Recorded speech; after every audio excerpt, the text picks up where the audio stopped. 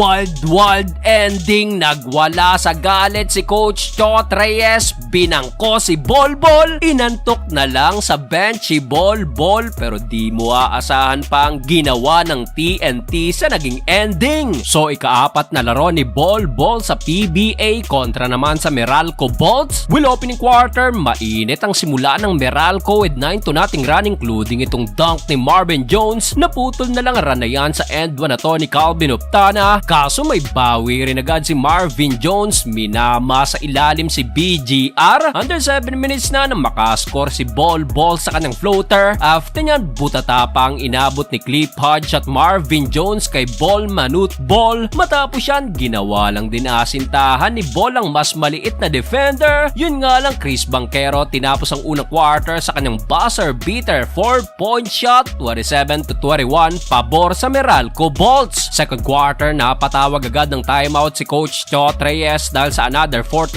run ng Meralco Bolts. After nyan, Marvin Jones again, dinakdakan pa si Bolbol and 1 at halos magwala tuloy sa galit si Coach Chot Reyes. Pero matapos yan, bumawi naman agad si Bolbol ng end 1. Kaso tila nakahanap ng katapat si Bol, tinirahan na naman sa mukha ni Marvin Jones. Under 6 minutes, Bol Manut Bol again, bumawi beyond the arc with 17 points. Kaso walang katulong si Bol sa opensa habang total team effort naman ng Meralco Bolts. Jackpot ang Meralco sa kanilang import na si Jones na meron ng 20 points at for the second time, tinapos na naman ng Meralco ang quarter sa buzzer beater shot naman na Tony Cancino, 40-54. Start of the third quarter, di patapos ang dalawang import, palitan agad ng basket si Jones at Bolbol. Matapos yan, nanggigil pa si Marvin Jones, gusto na namang dakdakan si Bol, sayang nga lang at di na kumpleto yan. Yun nga lang, dito nasungkit na ni Jones sa kanyang fourth personal foul, kaya natawa na lang itong si Manut Bol. Pero di naging problema yan dahil na magapalalo ang tambak ng Meralco Bolts sa 18.66-48. Sa sobrang inis ni Coach Chot, pinalitan lahat ng starters including si Bolbol at di pa natapos dyan. Abay, nagwala pa sa galit si Coach Chot Reyes, pumasok sa loob ng court na tila gustong manugod ng committee, pero himala at hindi na technical yan. Pero itong si Coach Nenad, abay tinawagan agad ng technical nang magreklamo sa referee. Well, dito na natiling in control ang Bolts dahil kay CJ Cancino at JB Mocon, 88-71. Fourth and final quarter na natiling mainit ang opensa ng Meralco Bolts at dito umabot pa ang tambak sa 20 plus points. Well, hindi pa rin pinapasok si Bolbol ni Coach Chot, mukhang ibabang kuna ng halos buong second half. Well, kulang na lang pumikit na sa antok si Bolbol sa bench. Speaking of Bolbol, heto under 7 minutes sa wakas, hinugot ulit sa bench ni Coach Chot Reyes. Kaya naman dito bahagyang nabuhayan pa ang TNT at naibaba pa ang lamang sa 10 points. Yun nga lang, unstoppable pa rin si Marvin Jones sa kabila with 28 points at 11 rebounds. Pero under 2 minutes, heto't muling nabuhayan ang TNT sa end 1 na to ni Bolbol at 3 ni RR Pugoy na nagbaba na lang sa 6, 107-101. Buhay pang TNT under a minute mark, na ibaba pa yan sa 2, 107-105. Wala nang isang minuto pagkakataon ng TNT, kaso nagtapo ng bola si Bolbol at naiangat patuloy yan ni Newsam sa 4, 109-105. Sa uli, panalo pa rin ng Meralco Bolts.